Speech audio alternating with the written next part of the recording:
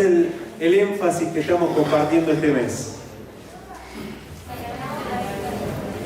Celebrando la victoria, porque decimos que este es un año de victoria, ¿no es cierto?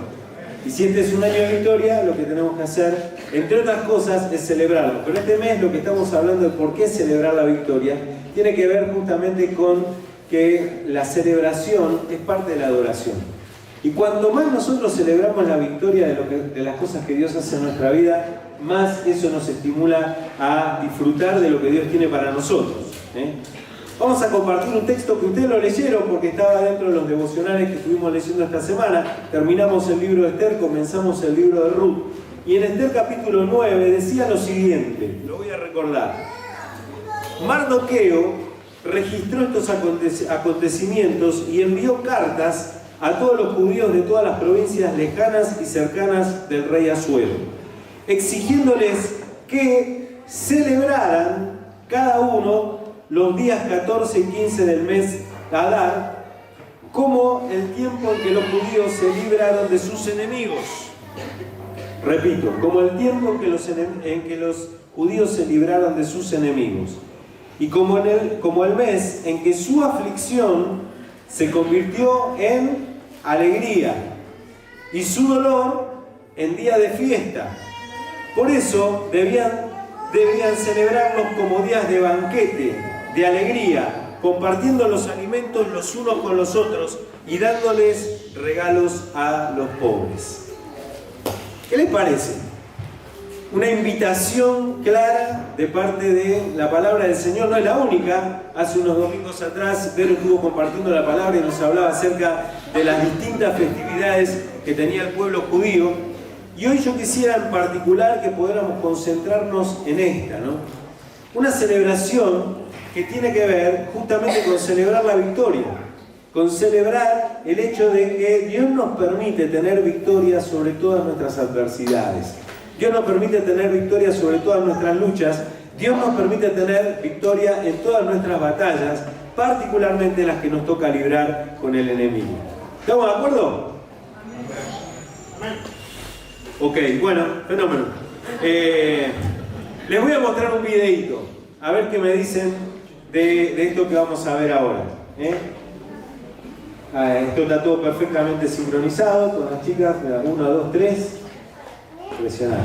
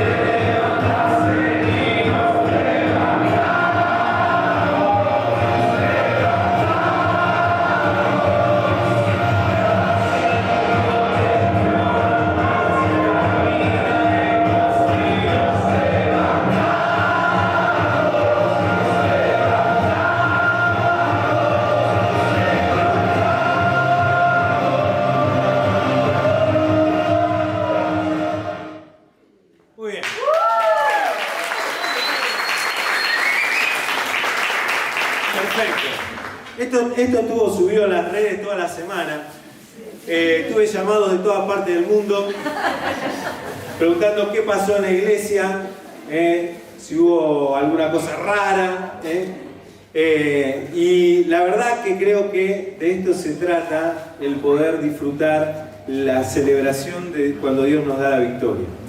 Muchos de los que estábamos ahí saltando, cantando, etcétera, etcétera, cuando comenzó el retiro el viernes a la noche, entramos con, a ver, ayúdenme, cargas, angustia, dificultad, problemas, depresión, enojos, conceptos equivocados, un montón de cosas, ¿no es cierto? ¿O me equivoco?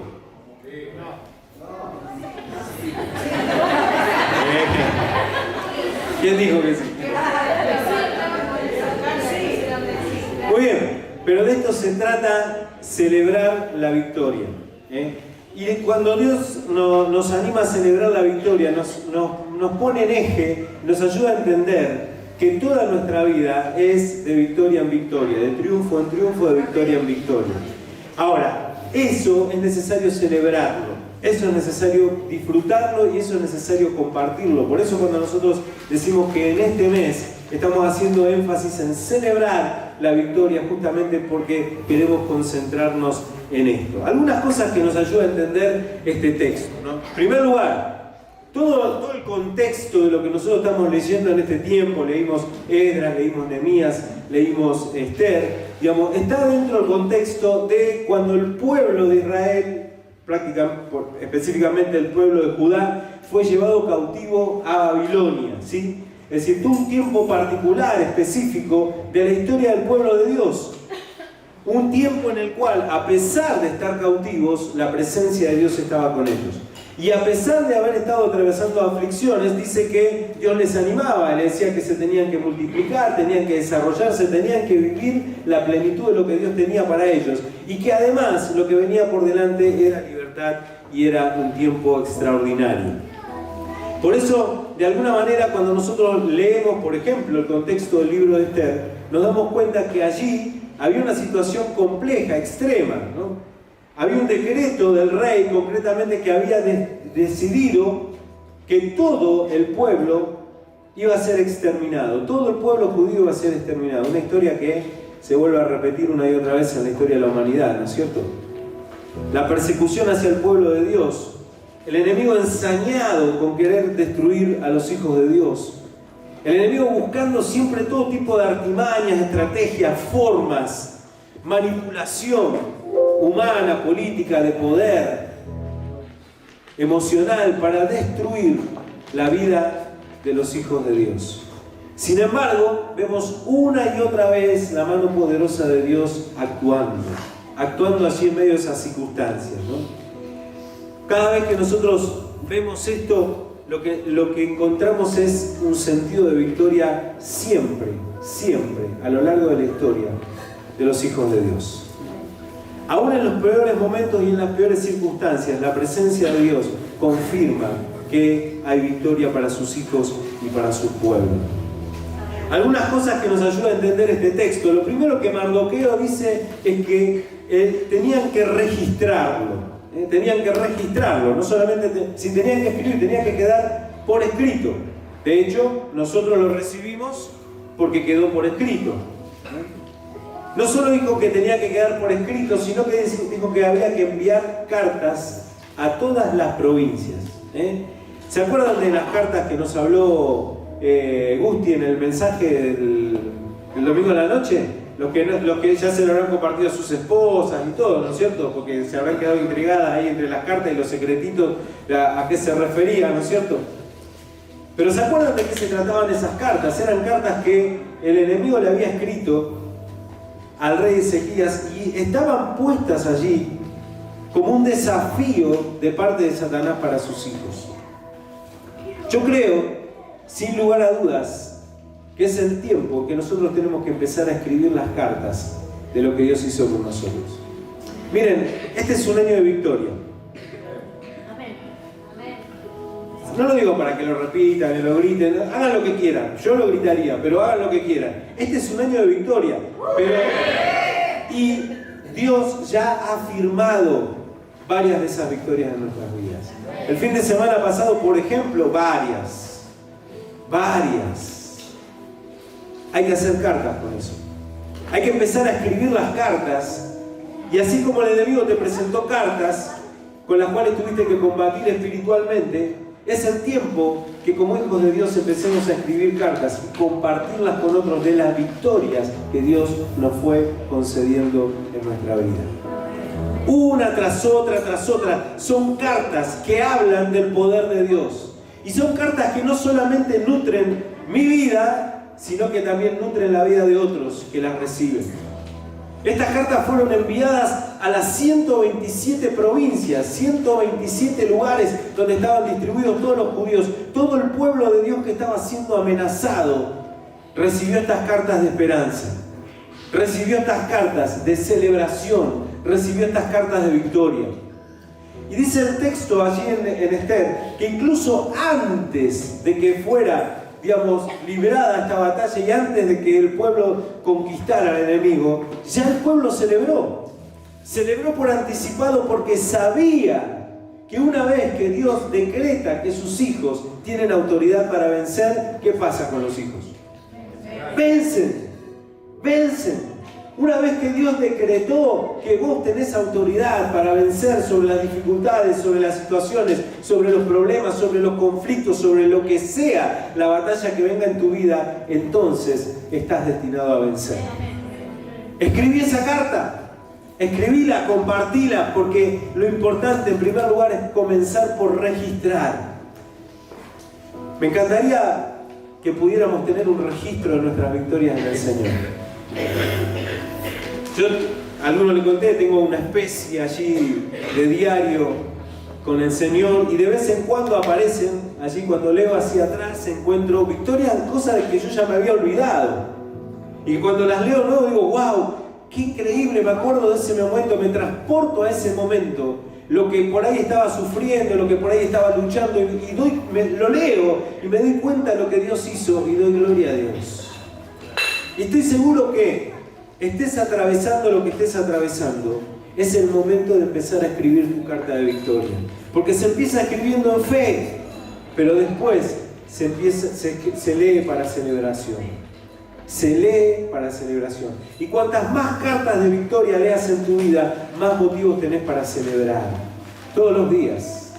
Porque si hay una cosa que el enemigo es experto, es en venir y adelantarte problemas, ¿no?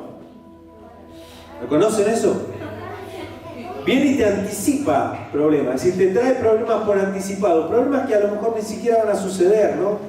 Como lo decía Vero en la charla sobre ansiedad, cosas que nos preocupan y que quizás ni siquiera van a suceder, pero ahí están.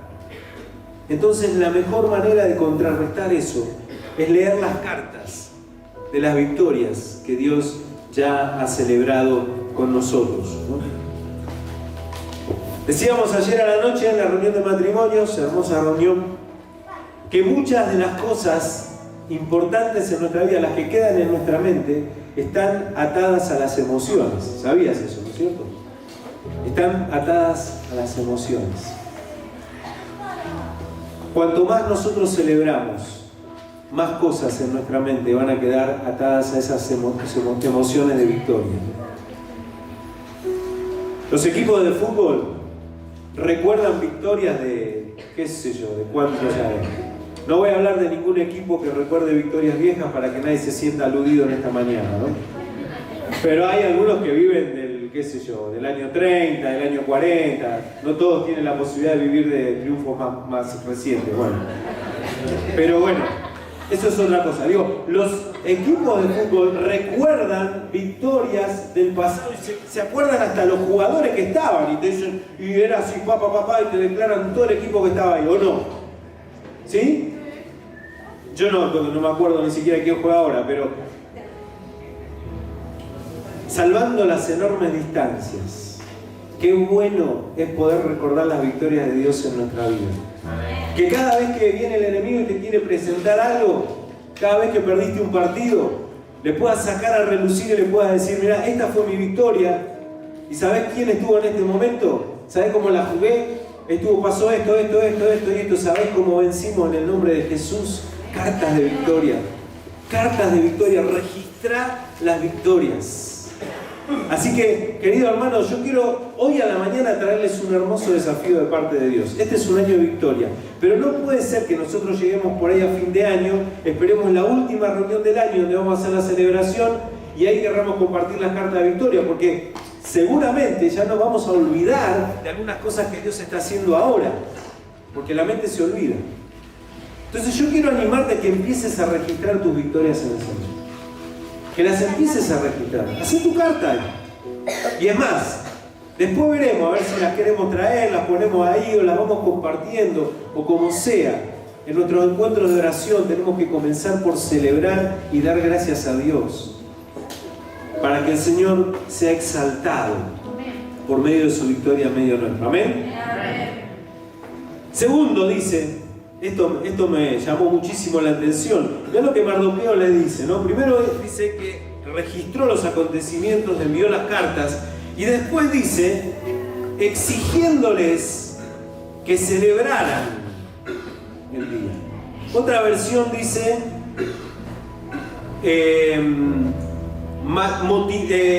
ordenándoles que celebraran. Y hay una que es un poquito más contemplativa, la NTV, que dice animándoles o motivándolos a que celebraran. Bueno, suena lindo motivándolos, pero me llamó la atención que dijera ordenándoles que celebren. Y yo quiero que tomemos esto muy seriamente. Muy seriamente. Celebrar las victorias de Dios es una orden de parte de Dios. Los ejércitos celebran sus victorias. No quiero volver sobre lo mismo. Los equipos de fútbol celebran sus victorias. Los competidores celebran sus victorias. Los hijos de Dios tenemos que celebrar las victorias en el Señor. Y cuanto más celebramos las victorias, entonces con mayor intensidad eso se produce en nuestras vidas. Cada domingo que nosotros venimos aquí, venimos a celebrar las victorias del Señor. Cada domingo que venimos aquí, sí venimos a recibir palabra, es verdad, venimos a recibir de los hermanos, del amor de los unos y los otros, pero también venimos a celebrar las victorias del Señor en nuestra vida. Venimos a declarar la celebración de la victoria de Dios en nuestra vida. Cada vez que nos juntamos en los grupos de vida, celebramos. Celebramos. Porque ahí compartimos ¿sí? nuestras necesidades, nos escuchamos, oramos, recibimos palabras, pero también celebramos la victoria. Una y otra vez, en cada encuentro, tenemos que celebrar la victoria. Así como la iglesia primitiva que se reunía todos los días en las casas, comían juntos con alegría y sencillez de corazón, y alababan a Dios, y adoraban a Dios, porque eso nos fortalece. Cada vez que nosotros celebramos victoria, somos fortalecidos en el Señor. Dios nos llamó a celebrar. Dios nos llamó a celebrar. En tercer lugar, dice el texto, que ¿por qué celebraban? Dice, porque se libraron de sus enemigos. Porque se libraron de sus enemigos. Y acá viene otro desafío. Yo creo que a veces estamos más pendientes de los enemigos que tenemos por delante o de lo que nos están amenazando en este tiempo que de aquello que Dios nos libró.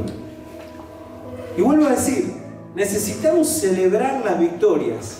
Necesitamos celebrar los Goliat que alguna vez vencimos para poder entender que si Dios nos permitió vencer a Goliat, también nos va a permitir vencer al ejército de los madianitas o a quien sea que tengamos por delante. Amén, en el nombre de Jesús. Fíjate lo que sucedió, ¿sabes? Lo que estamos hablando es de la fiesta de Purim, pero la fiesta de Purim viene de este vocablo que no es hebreo, sino que es de los pueblos caldeos, que es del Pur, ¿no? El enemigo echó suertes y cayeron justamente en una fecha, un día, un lugar, una situación en la cual el pueblo de Dios iba a ser hostigado, en la cual el pueblo de Dios iba a ser destruido, en la cual el pueblo de Dios iba a morir. Eso es lo que le hace el enemigo con tu vida, con mi vida. Echa suertes y declara un día, un momento, una situación en la cual va a abatirte, en la cual va a buscar destruirte, a vos, a tu familia, a la iglesia, a tu ministerio, a tu grupo de vida, a tu corazón, a tus emociones. Echa suertes. Y allí declara un día un pur para tu vida. Pero cuando el enemigo declara un pur, Dios declara un purim. Te lo repito, cuando el enemigo declara un pur, Dios declara un purim. Mientras el enemigo está decretando y echando suertes de lo que quiere hacer con tu vida, Dios está preparando el momento de la victoria. Mientras el enemigo está planeando, planificando las estrategias de cómo va a hacer para limitar tu vida, tu corazón, tu familia, tu ministerio, la iglesia, Dios mismo ya está planificando el Purim, el momento en que vas a celebrar la victoria. Así que, querida hermana, querido hermano, querida familia, si en este momento estás librando un tiempo de lucha, una batalla, si el enemigo echó las suertes y te dijo que este iba a ser el tiempo, en el nombre de Jesús te digo, Dios ya preparó tu Purim. Dios ya preparó tu Purim. Por causa del nombre Pur, esos días fueron llamados Purim, dice el libro de Esther. Y por lo que decía la carta, y por lo que ellos mismos vieron y pudieron entender, los judíos establecieron como norma el no dejar de celebrar cada año esos 2 días, según está escrito. Esta norma regiría sobre todos sus descendientes y allegados de distintas formas. ¿Compartís la victoria con tus hijos? ¿Compartís la victoria con tu descendencia? ¿Compartís la victoria por generaciones? Esto es algo extraordinario. Dios se lo enseñó, y cuando nosotros tenemos victorias en el Señor, las podemos transmitir a nuestros hijos. Hace poco hablaba con un muy querido hermano, no de esta iglesia, y le decía, estás librando una batalla tremenda, durísima, terrible, pero yo sé que algún día le vas a contar la victoria que ganaste o que el enemigo te ayudó a ganar a tus hijos. Y tus hijos van a comprender la fe de una manera distinta, incluso a la que vos estás viendo. Porque cada vez que nosotros libramos una batalla y cada vez que Dios nos saca vencedores, es un testimonio que empodera no solamente nuestras vidas, sino nuestras generaciones, los que vienen detrás nuestro. Por eso el pueblo judío se contaba las historias de su victoria de generación en generación. Hacemos mal, querida iglesia, si no contamos las victorias de Dios en nuestras vidas. Hacemos mal si no se las contamos a nuestros hijos. Hacemos mal si no les hacemos partícipes de esas victorias. Muchas veces nuestros hijos, nuestros hermanos, nuestro grupo de vida es como un recipiente que siempre recibe nuestras luchas. Y está bien, es parte. Pero también tiene que ser el lugar para recibir las victorias, el espacio para compartir las victorias. El enemigo echa suertes, pero Dios es el que transforma eso. Dice, el Señor es Salmo 16:5, después si querés buscarlo. El Señor es la porción de mi herencia y de mi copa, dice la palabra. Tú sustentas mi suerte. Tú sustentas mi suerte. Y sabemos, dice Romanos 8:28, que a los que a Dios aman, todas las cosas cooperan para bien, o todas las cosas ayudan a bien, dice otra versión. El enemigo nunca es amigo de Dios. Nunca creas que el enemigo es un aliado de Dios. El enemigo es enemigo tuyo y es enemigo de Dios. Pero Dios puede aún utilizar al enemigo para bendecir tu vida. No para bendecirla, sino para transformar la maldición que él quiso hacer en bendición para tu vida. La Biblia está llena de estas historias. Lo cantábamos hoy. Todo lo que viene del enemigo lo transformas para bien. Cuando nosotros creemos en la victoria de Dios, aún las estrategias del enemigo se vuelven en contra de sí y Dios las transforma para bien. Ahora, yo sé que hay ocasiones en las cuales esto resulta complejo. No te voy a llevar a leerlo todo, pero cuando puedas leerte el libro de Habacuc, precioso, allí profeta, que también tiene que ver con este contexto.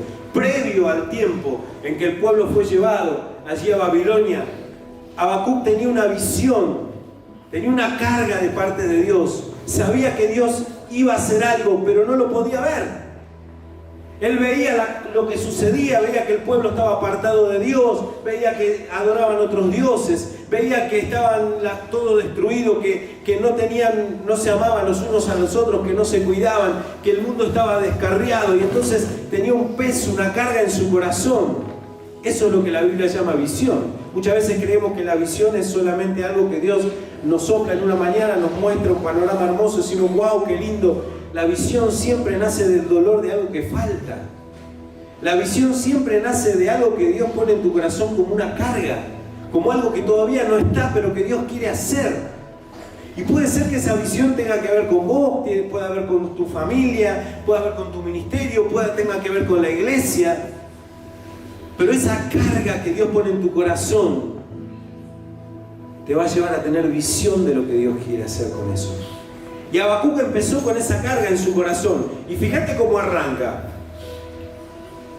Habacuc capítulo 1, versículo 2. Le dejó un versículo nada más como para hacer de colchón. Y en el versículo 2 mirá lo que dice Habacuc. A Dios, ¿hasta cuándo debo pedirte ayuda, oh Señor, y no me escuchas? Hay violencia en todas partes, clamo, pero tú no me vienes a salvar. ¿Hasta cuándo? ¿Cuántas veces en alguna situación le preguntaste a Dios, ¿hasta cuándo? ¿Hasta cuándo? Quiero decirte en esta mañana, está bien que le preguntes a Dios hasta cuándo. No está mal. Está bien que le preguntes a Dios hasta cuándo. Porque esa pregunta es liberadora para poder recibir visión de parte de Dios. Porque si esa pregunta viene de la carga que Dios mismo puso en tu corazón, es liberadora. No sé si me seguís, si me entendés lo que quiero decir. Si hay algo en tu vida que todavía estás clamando y estás necesitando y estás buscando de parte de Dios porque tiene que ver con algo que Dios quiere hacer en tu vida, está bien que le preguntes hasta cuándo. Pero Habacuc no solo se conformó con preguntarle hasta cuándo, sino que siguió con la segunda pregunta, que estoy seguro que en algún momento también apareció en tu vida o en tu corazón. Versículo 13, también del capítulo 1, dice: si por la pureza de tus ojos no soportas ver el mal ni los agravios, ¿por qué soportas ver a quienes nos desprecian? ¿Por qué callas cuando los impíos destruyen a quienes son más justos que ellos? Y ahora ya no era solamente hasta cuándo, sino también era por qué. ¿Le preguntaste alguna vez a Dios por qué? Probablemente no te animaste a hacerlo así abiertamente como Habacuc, porque Habacuc era profeta. Pero en tu corazón es probable que le hayas preguntado al Señor hasta cuándo, o le hayas preguntado al Señor por qué. ¿Y sabes lo que hace Dios con Habacuc? Le da una revelación tremenda. Le abre los ojos y le da una revelación tremenda. Le dice: mirá, Habacuc, porque me hiciste estas preguntas sinceras, yo te voy a decir algo. Y le dice este texto que hemos usado tantas veces, precioso para mi vida, que tiene que ver justamente con la visión. Y le dice lo siguiente: el Señor me respondió así: escribe, otra vez, escribe claramente en tablillas la visión para que se pueda leer de corrido. Esta visión, escucha por favor, es testimonio de que hay un día, una hora señalados. Y aunque parezca que demora en llegar, espéralo, porque es seguro que llegará y no tardará. Palabra de Dios para tu vida. El Purim lo estaban celebrando porque hubo un día, una hora, hubo una circunstancia en la cual Dios manifestó, hizo aquello por lo cual Habacuc estaba clamando en su corazón. Quizás lo que parezca que ahí aparece casi como diluido, pero no es así. En el mismo capítulo 1, Dios le dice cómo y a través de quién lo iba a hacer. Y eso es lo impactante. Porque le dice que lo iba a hacer a través de los caldeos, es decir, de los babilonios. y le aclara que era un pueblo malo. No le dice, mirá, lo voy a hacer a través de Dani, que es un buen tipo, lo voy a hacer a través de... No, dice que lo va a hacer a través de los caldeos. ¿Puede Dios transformar aún las peores de tus situaciones utilizando aún al enemigo? No es que Dios se alíe con el enemigo. No es que Dios haga alianza y pacto con el enemigo. Pero Dios, que ya sabe que el enemigo va a atacar tu vida, tiene un plan diseñado para que eso sea transformador para tu vida.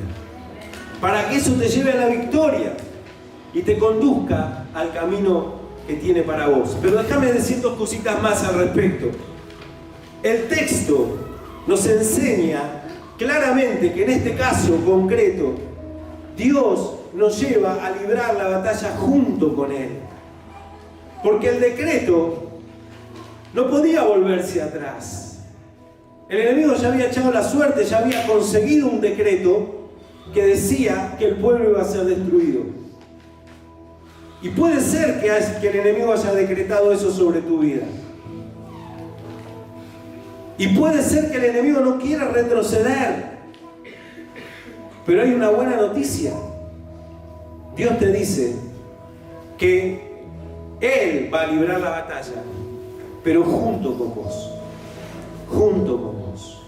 Hay batallas en la Biblia que Dios simplemente dice, yo, tranquilo muchachos, quédense acá, yo voy a pelear, peleo por ustedes, tranquilos. Pero hay otras batallas que Dios te dice, tenés que pelear conmigo. Tenés que pelear conmigo. Tenés que hacerla junto conmigo. Un trabajo en conjunto. El pueblo judío tuvo que salir a batallar. Y dice que solamente en la ciudad de Susa, apenas el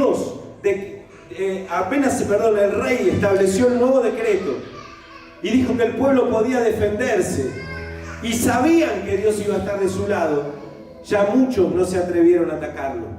Muchos no solo no se atrevieron a atacarlo, sino que decidieron acompañarlo, decidieron ponerse de su lado. Pero aún aquellos que los atacaron fueron totalmente vencidos. Solamente en la ciudad de Susa 500.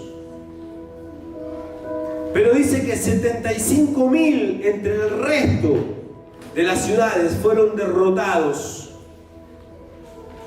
Porque el pueblo, ¿saben qué hizo antes de librar la batalla? Celebró la victoria. Sabía que una vez que Dios había decretado que ellos iban a pelear junto con Él, ya tenían la victoria asegurada. Entonces celebraron antes y celebraron después, hicieron banquete, hicieron fiesta. Así que, querida iglesia, en el nombre de Jesús, cuando nosotros decimos que este es un año de victoria, es un año para celebrar anticipadamente lo que Dios va a hacer en tu vida y estar convencido que sea cual sea tu batalla y como sea, Dios va a pelear junto a vos y la victoria va a estar de tu lado. Es probable que en parte el enemigo retroceda y es probable que no, pero en el nombre de Jesús vas a vencer. Y allí viene la celebración, ¿no? En ocasiones la lucha tiene que ver abiertamente con el enemigo. Satanás, sus huestes oscuras de maldad en las regiones celestes, dice la Biblia, que se manifiestan aquí en la tierra. No hagamos pactos, no hagamos alianzas con el enemigo nunca, nunca. Pero si por alguna razón la hiciste, en el nombre de Jesús tenés que renunciar a ellas. Y en el nombre de Jesús tenés que pelear la batalla concreta. También nos hablaba Agustín cuando compartían el devoción en el fogón acerca de justamente no hacer pacto con el enemigo en nada. Hay gente que se equivoca, aún creyentes que se equivocan. Y cuando están en medio del fragor de la lucha, empiezan a buscar otras alternativas, complementarias, intermedias, sustitutas. Eso es aliarse con el enemigo. Nunca te alíes con el enemigo. Puede ser que en ocasiones libres batallas directamente y abiertamente con Satanás, pero el Señor ya declaró la victoria sobre eso. Puede ser que a veces el enemigo sean las circunstancias, como el caso de las historias que estamos leyendo. No vamos a profundizar en eso, pero ahora estamos leyendo Ruth. Y toda la familia, Noemí, Elimelech, tuvieron que mudarse a Moab. Gracias, Samu, Dios te bendiga. Tuvieron que mudarse, o decidieron mudarse a Moab, un territorio que no era de Dios, y allí sufrieron todo lo que sufrieron, que ya lo saben. Pero en un momento decidieron volver a Belén, a la casa del pan, allí donde estaba la bendición y la presencia de Dios. Entonces, puede ser que tu lucha sea con las circunstancias. No dejes que las circunstancias determinen tus decisiones. Deja que Dios determine tus decisiones. Mantenete en el territorio donde tenés que mantenerte. Afirmate en los pasos donde tenés que afirmarte. Allí donde la ley y la protección y el cuidado de Dios te van a sostener. Allí donde hay leyes que te van a proveer no solamente el sustento, como a Ruth, para poder juntar las espigas, sino también el Redentor, vos, el Redentor que Dios tiene preparado y que va a guardar siempre tu vida y tu corazón. Entonces, si tu enemigo son las circunstancias, también sabe que Dios, si te mantenés en Él, allí vas a encontrar las victorias. Déjame decirte esto casi último. Digo casi, porque ya falta menos. En ocasiones, la lucha es con uno mismo, ¿no?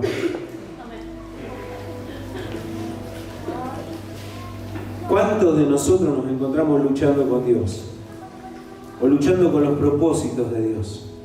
Bueno, como ya la película la vio más o menos medio mundo, la puedo quemar igual.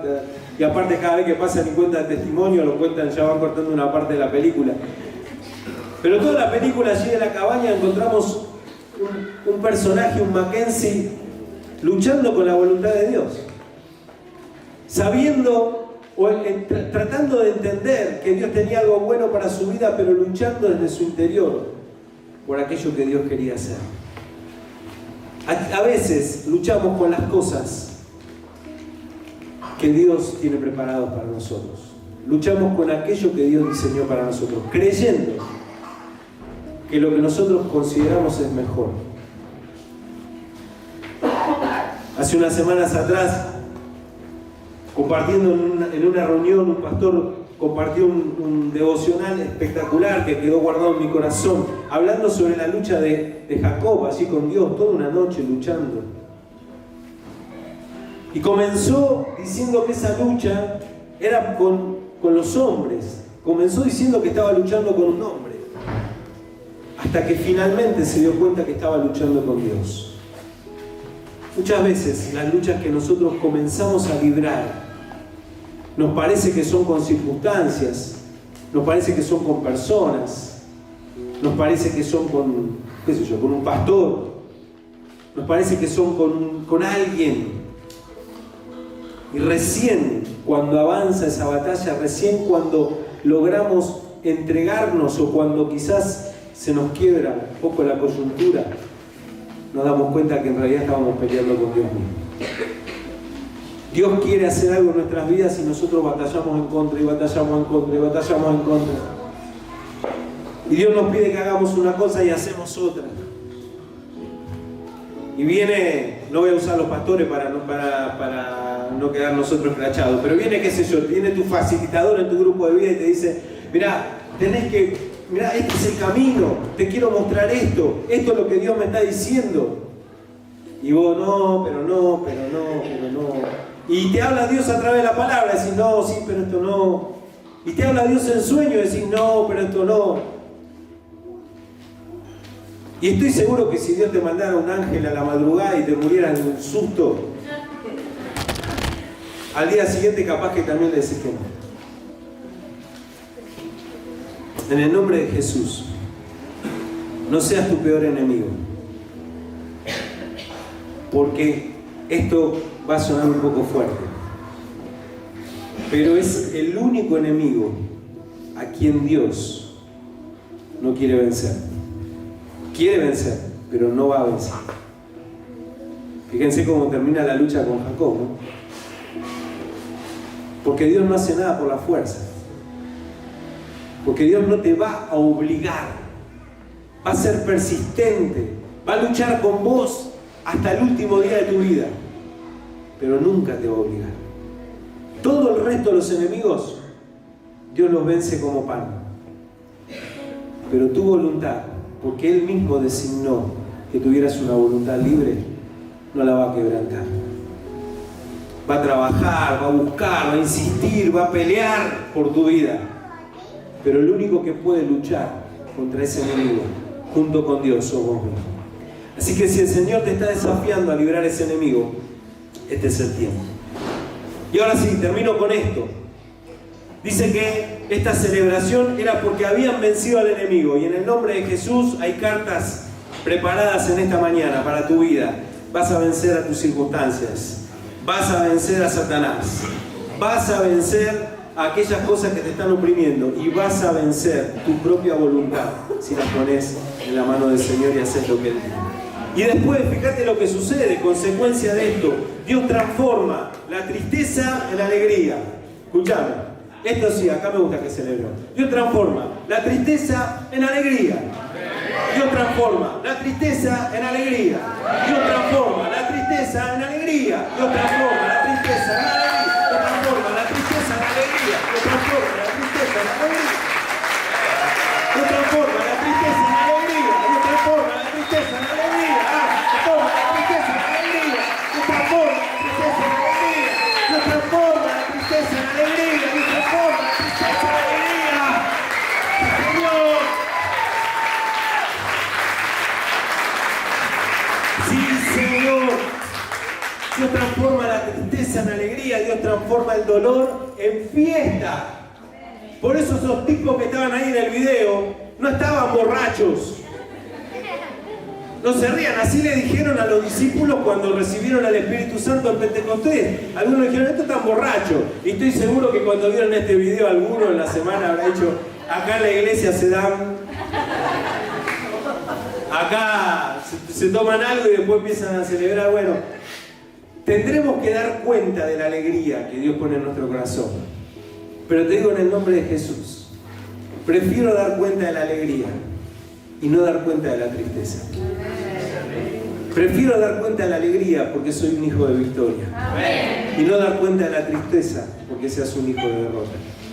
Prefiero que como iglesia demos cuenta de la alegría de lo que Dios provoca en nuestras vidas. Cada vez que alguien es transformado, cada vez que celebramos que 4 personas, 5, no recuerdo, aceptaron al Señor en ese retiro. Que tantos otros fueron transformados profundamente, fueron sanados, fueron restaurados. Prefiero compartir la alegría y la victoria de que el dolor se transforma en gozo, que estar toda la vida triste, opacado por lo que el pecado o el dolor hace en nuestras vidas. Este versículo me pegó durante mucho tiempo. Yo era, ya lo dije, un joven adolescente depresivo, hasta que un día el Señor me trajo este versículo como una cachetada. Proverbios 25:20 dice: cantar canciones al corazón afligido es como desnudarse en tiempo de frío o como echar vinagre a una herida abierta. Y a veces, sin querer, o a veces queriendo, los hijos de Dios nos echamos vinagre a las heridas o nos desnudamos frente al frío. Cantamos canciones que afligen nuestro corazón, no canciones de adoración, sino canciones que afligen nuestra vida. Nos decimos frases destructivas cuando Dios ha declarado la victoria. El Espíritu de Dios está sobre vos y está sobre mí, porque me ha ungido para enviar a proclamar buenas noticias a los afligidos, a vendar a los quebrantados de corazón, a anunciar libertad a los cautivos y libertad a los prisioneros, a proclamar el año de la buena voluntad del Señor, el día de la venganza de nuestro Dios, a consolar a todos los que están tristes, a alegrar a todos los afligidos, a ponerle una diadema en lugar de ceniza perfume de gozo en lugar de tristeza, un manto de alegría en lugar de un espíritu angustiado.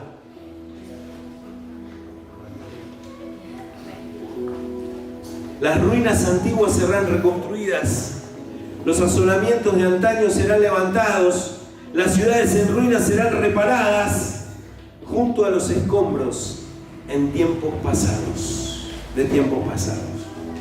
Palabra de Dios para este año de victoria.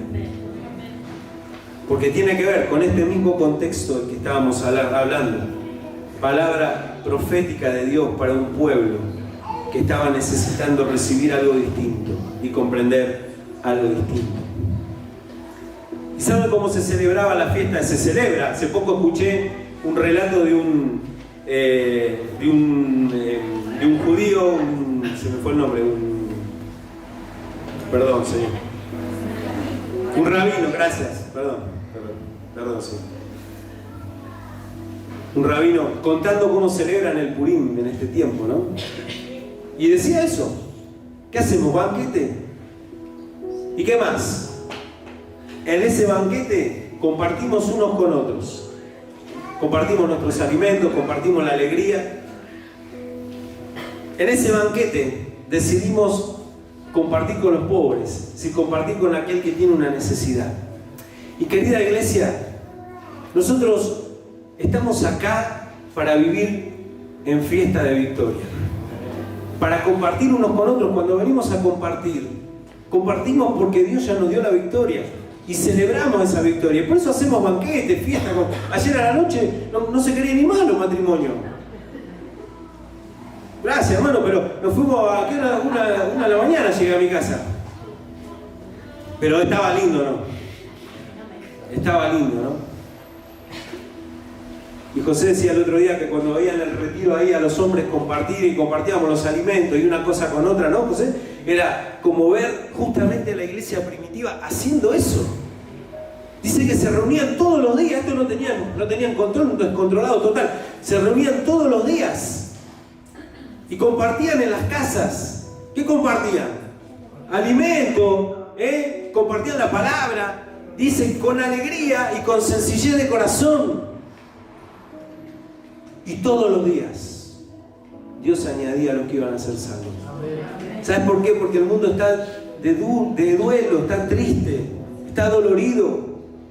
No necesita una iglesia en esas condiciones. Necesita una iglesia que celebra la victoria y que invita al mundo a celebrar la victoria. No porque no tengamos problemas, sino porque Dios está en medio de esos problemas.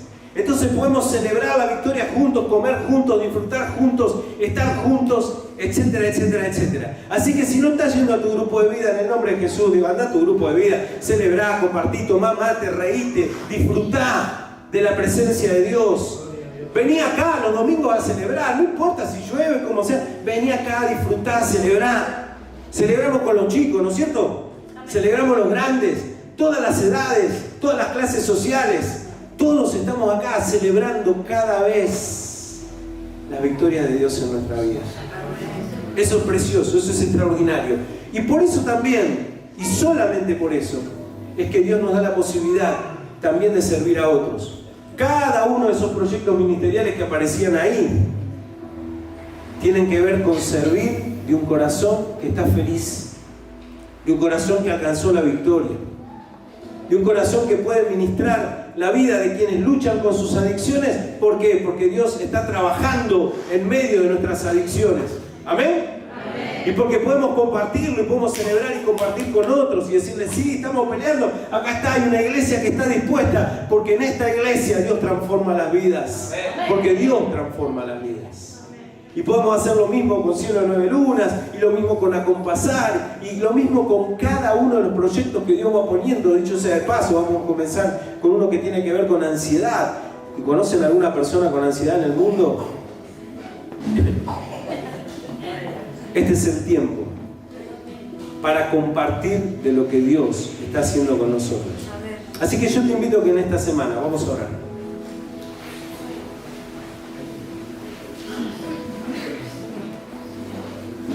Celebres que escribas tus cartas de victoria. Escribí tus cartas de victoria, registralas. Declará tu victoria, declará tu purín sobre el pur que el enemigo echó sobre tus vidas. Declará tu victoria. Escribí tu carta de victoria.